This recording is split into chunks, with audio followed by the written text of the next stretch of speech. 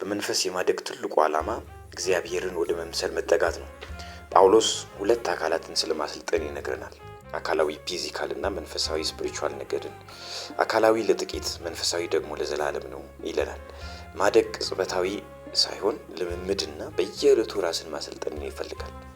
አካላቴን ለማጎልበት በተደጋጋሚ ስፖርት እንደምሰራው ለመንፈስም እንዲሁ ልምምድ ትሬኒንግ ማድረግ ያስፈልጋል።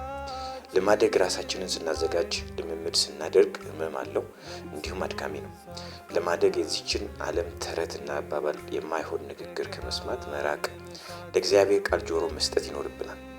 እንድታድጉ አዲስ ትውልድ እንደተወለደ ሕፃንም ንጹሕን የመንፈሳዊ ወተት ተመኙ ይላል አንደኛ ጴጥሮስ ምዕራፍ 2 ቁጥር 2 ላይ። ዓላማችን ላይ ብቻ በማተኮር ልምምዳችንን በትዕግስት ስንቀጥል ግን የእግዚአብሔር ሕይወታችንን ይቆጣጠራል። ለማደግ ራሳችንን የማናለማመድና ጥረት የማናደርግ ከሆነ የእግዚአብሔር አብሮነት ወይም መገለጥ በሕይወታችን አይኖርም። የእግዚአብሔር ሕይወት ለመኖር በየጊዜው ልምምድና ሩጫ ይፈልጋል። ቅድስናና ሙሉነት ከፈለግን እርሱ የሚገኘው የእግዚአብሔርን ሕይወት በመኖር ነውና፣ ስለዚህ በመንፈስ ማደግ የክርስቶስን ሕይወት መኖር ብቻ ሳይሆን ለሌሎችም ማካፈል ጭምር መሆኑን እንደዚሁ መገንዘብ አለብን። ነገር ግን በጌታችንና በመድኃኒታችን በኢየሱስ ክርስቶስ ጸጋና እውቀት እደጉ። ሁለተኛ ጴጥሮስ ምዕራፍ 3 ከቁጥር 18።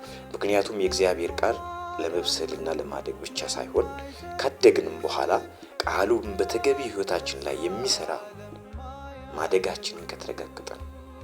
ቃሉ በሕይወታችን ውስጥ በተገቢው ስራው እንዲሰራ ማደጋችን መረጋገጥ አለበት ማለት ነው። የእግዚአብሔር ቃል የሚጠቅመውንና የሚሰራው በመንፈስ በጣም ለበሰሉ ሰዎች ነው፣ በጣም ላደጉ ሰዎች ነው። እግዚአብሔር ቃሉ አዳኝ ነው፣ ፈዋሽ ነው። ቃሉ ይሆናል ብሎ የተናገረው ቃል ሳይሆን የማይቀር ነው፣ መሆን ያለበት ጉዳይ ነው። ያም የሚሆነው ደግሞ መጀመሪያ እኛ በመንፈስ ማደግ ስንችል ነው።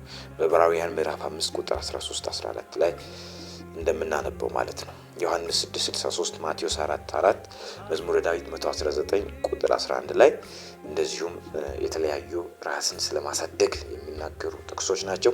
እግዚአብሔር ወዳዘጋጀላችሁ መንፈሳዊ በረከትና ዘላለማዊ ስፍራ ታድጉ ዘንድ ቃሉ በሙላት ይኑርባችሁ ይላል ሐዋርያው ቅዱስ ጳውሎስ። እና እግዚአብሔር አምላክ ወዳዘጋጀልን መንፈሳዊ በረከት ለዘላለማዊ ስፍራ እንድናድግ ዘንድ ቃሉ በሙላት ይኑርብን።